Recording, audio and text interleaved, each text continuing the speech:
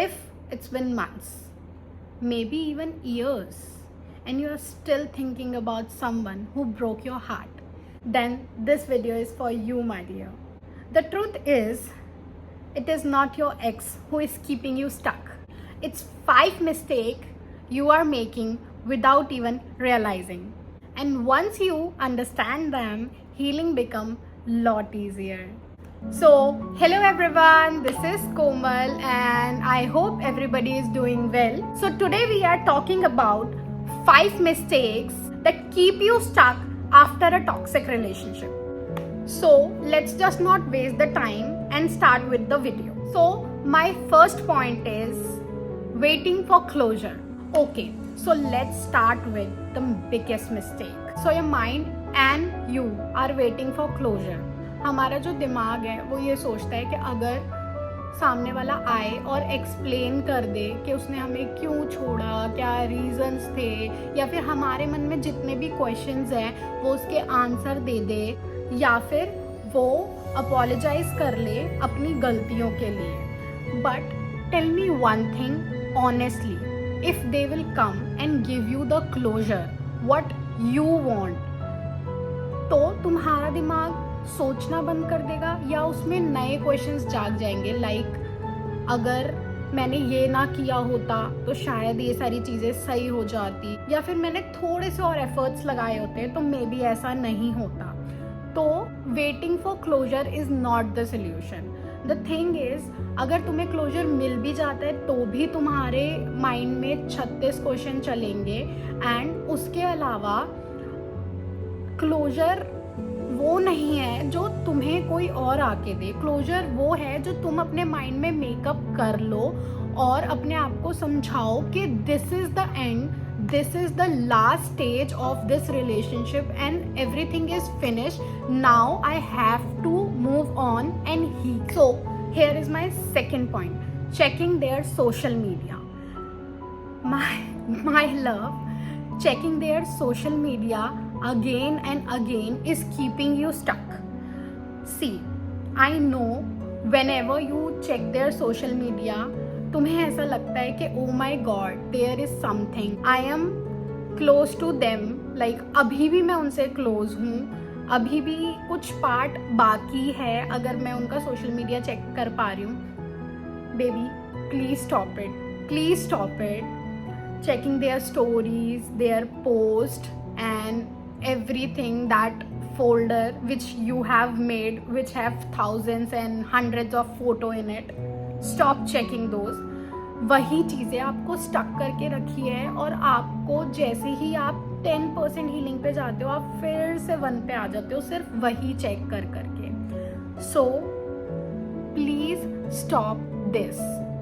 उनकी chats mute कर दो, ब्लॉक कर दो यार. सबसे बड़ी चीज़ है ब्लॉक कर दो, हर जगह से ब्लॉक कर दो. बट स्टिल नहीं कर सकते, चैट म्यूट कर दो, चैट आर्काइव में डाल दो, हर स्टोरी, हर पोस्ट, एवरीथिंग रिस्ट्रिक्ट कर दो, म्यूट कर दो. वो जो पूरा फोल्डर है या तो उसे डिलीट कर दो या उसे खोलना बंद कर दो. प्लीज़ प्लीज़ प्लीज़ उसे खोलना बंद कर दो, उसे म्यूट कर दो बिल्कुल.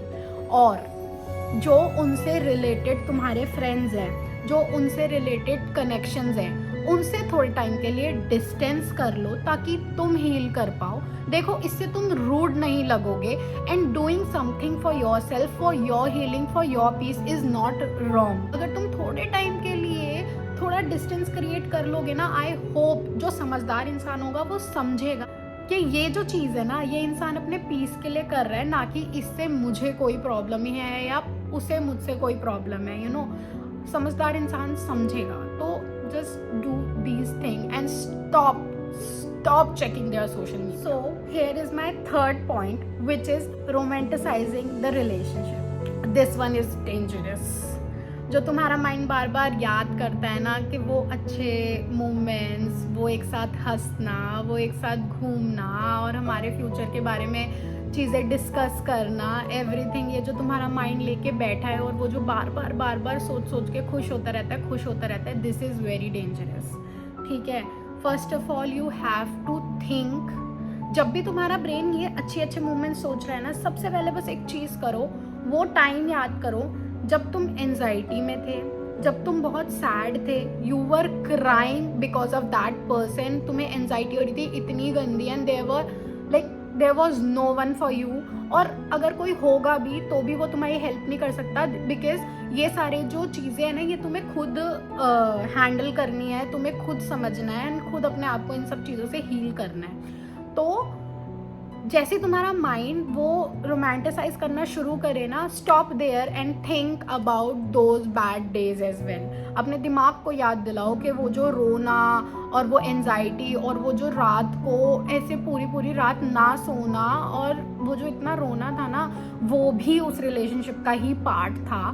तो अपने दिमाग को वो चीज़ याद दिलाओ और वो अच्छे पॉइंट्स को याद करने के साथ साथ वो बुरे पॉइंट्स भी याद करो, जिन पॉइंट्स के वजह से तुम आज यहाँ पे वो सिंगल हो और अपनी लाइफ में थोड़ा सा पीस के साथ। So my next point and the fourth point is jumping into another relationship. This is the mistake, okay. I know तुम्हारा माइंड जो है वो क्रेव कर रहा है किसी की अटेंशन के लिए, किसी के टेक्स्ट के लिए। अगर तुम किसी के साथ रिलेशनशिप में आ जाते हो तो वो तुम्हें टेम्परेरी हैप्पीनेस दे सकते हो, तुम्हें खुशी हो सकती है कि यार मुझे कोई टेक्स्ट कर रहा है, मुझे कोई अटेंशन दे रहा है, मेरी केयर कर रहा है, मेरे साथ है। But this is only for some time, और ये बहुत बहुत कम टाइम की खुशी है। जब फिर भी उस रिलेशनशिप में होने के बाद भी अगर जब आप अकेले बैठोगे ना, you will still crave for the previous things जो तुम्हें पहले मिलती थी ना। तुम इन सारी खुशियों से भी पूरी तरह खुश नहीं हो पाओगे, तुम वही चीज़ें बार बार क्रेव करोगे। तो नए रिलेशनशिप को एक बैंडेज की तरह अपनी लाइफ में यूज़ मत करो, ठीक है। कोशिश करो कि सिंगल रहो और अपने आप को हील करो, अपने आप को समझाओ कि मेरी इम्पोर्टेंस किसी और की वजह से नहीं है। अगर मुझे कोई टेक्स्ट कर रहा है उससे मुझे खुशी मिल रही है, या फिर मुझे कोई अटेंशन दे रहा है उससे मुझे खुशी मिल रही है, ये रियल हैप्पीनेस है ही नहीं, ये टेम्परेरी हैप्पीनेस है। जो रियल हैप्पीनेस और परमानेंट हैप्पीनेस है ना, वो तुम्हें तभी मिलेगी जब तुम पूरी तरह हील कर लोगे, मूव ऑन कर लोगे, और तुम एक दिन बैठ के ये रियलाइज करोगे कि ओ माई गॉड, मैं सिंगल हूँ, मैं तब भी बहुत खुश हूँ, and everything is so good and I don't crave for anybody's attention.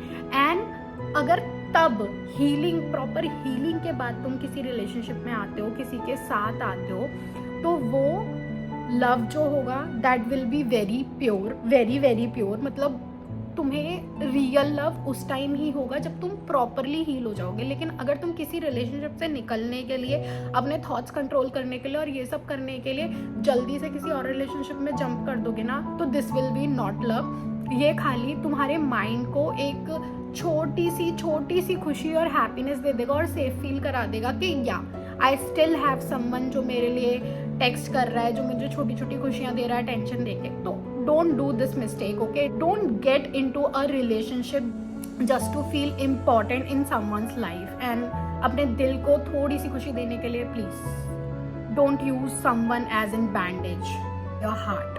And here is my fifth and final point. ये मैं बार बार बता चुकी हूँ, एक और बार बता रही हूँ। The point is doubting your worth. किसी के तुम्हें चूज करने से या ना करने से तुम्हारी वर्थ डिसाइड नहीं होती है। अगर कोई तुम्हारे साथ रिलेशनशिप नहीं निभा पाया, अगर तुम्हारे साथ कोई नहीं रह पाया, इट डज नॉट मीन कि आप अपनी सेल्फ वर्थ को डाउट करोगे कि maybe I am not prettier, I am not enough, या फिर मैं सक्सेसफुल नहीं हूँ अपनी लाइफ में, या I am not doing anything that's why that person leaves me. नहीं, अपनी सेल्फ वर्थ इस चीज़ से तो बिल्कुल डिसाइड मत करना कि अगर कोई तुम्हें छोड़ के जा रहा है या फिर उसे तुम्हारी वैल्यू नहीं है इसीलिए वो छोड़ रहा है, तो तुम्हें लग रहा है कि तुम में कोई कमी है। भाई, तुम में कोई कमी नहीं है, कोई भी कमी नहीं है तुम में, ठीक है ना। और पहली बात, हर किसी को हीरे की कीमत पता ही नहीं होती है, हर कोई पहचान ही नहीं पाता है कि किस इंसान में क्या खूबी है। तो ये उनका नुकसान है, तुम्हारा नुकसान नहीं है। Maybe you guys are not made for each other, ठीक है, इससे ज़्यादा और क्या ही हो सकता है। तो किसी और के छोड़ के जाने से या किसी और के तुम्हारी लाइफ में ना रहने से तुम्हारी सेल्फ वर्थ कैसे डिसाइड हो सकती है? तुम अपने आप को कैसे डाउट कर सकते हो that you are not enough? लोग बहुत सारे रीजंस की वजह से छोड़ के चले जाते हैं, दैट डज नॉट मीन कि यू आर अनलवेबल, ठीक है। तो सिंपल, अगर कोई तुम्हें छोड़ के गया है ना, इसे प्रिविलेज समझो। Here is the ending of my video, ठीक है। मैंने ये जो 5 मिस्टेक्स बताई, अगर तुम थोड़ा सा भी इनसे रिलेट करते हो या तुमने मेरे को थोड़ा सा भी ध्यान से सुना होगा या फिर तुमने थोड़ा सा भी ये सोचा होगा कि हाँ भाई इंसान सही तो कह रहा है, मुझे कमेंट सेक्शन में बताना। प्लस कोशिश करो ये जो 5 पॉइंट्स है ना, ये आप अपनी लाइफ में ना करो, ताकि तुम अच्छे से हील हो जाओ, तुम अपनी सेल्फ वर्थ पहचान पाओ और तुम पहचान पाओ कि किस चीज़ के तुम केपेबल हो, तुम अपनी लाइफ में कैसे आगे बढ़ सकते हो और एक टॉक्सिक रिलेशनशिप से कैसे निकल सकते हो। तो अपनी सेल्फ वर्थ तुम्हें खुद डिसाइड करनी है बेबी। हीलिंग थोड़े टाइम में नहीं होती है, मूव ऑन थोड़े टाइम में नहीं होता है। मूव ऑन को कभी कभी साल, 2 साल, 10 साल या कुछ महीने भी लग सकते हैं। तो किसी को भूलना ही हीलिंग नहीं होती है। हीलिंग प्रॉपर वो होती है जब तुम अकेले बैठे हो और आप अकेले बहुत खुश हो, तुम्हें फील ही नहीं हो रहा है कि तुम्हें अपनी लाइफ में किसी की नीड भी है, कि तुम्हें कोई आए और समझाए या कुछ ऐसा बोले कि जिससे तुम्हें इम्पोर्टेंस फील हो, तुम्हें ये लगे कि ओ माय गॉड मैं भी इम्पॉर्टेंट हूँ। नहीं, किसी को आके बताने की ज़रूरत नहीं है। जब तुम खुद ये चीज़ रियलाइज़ कर लो ना that I am enough, I am happy and I am happy in my own version, मुझे किसी की ज़रूरत नहीं है, that is the real healing and move on. तुम्हें जब किसी की याद ही ना आए, तुम्हें किसी की ज़रूरत ही ना फील हो, तो इट्स लाइक दैट, ओके। तो ऐसा नहीं है कि 2 दिन में हो जाएगा, I know it will take time, but जो मैंने पॉइंट्स बताए हैं अपने इन पॉइंट्स पे वर्क करो, maybe you will heal faster and you have to be very very strong for this. अगर तुम्हें पूरी तरह मूव ऑन करना है और हील होना है तो आपको स्ट्रॉन्ग होना पड़ेगा। Nobody will come and help you. आपका हाथ पकड़ के कोई आपको नहीं हेल्प करने वाला, कोई नहीं आगे बढ़ाने वाला। This is the only you जो अपनी लाइफ में चेंजेस ला सकते हैं, अच्छे चेंजेस ला सकते हैं विद द टाइम, ओके। मिलते हैं मेरी नेक्स्ट वीडियो में, तब तक के लिए अपना ध्यान रखो, अपने आप से प्यार करो, बाय।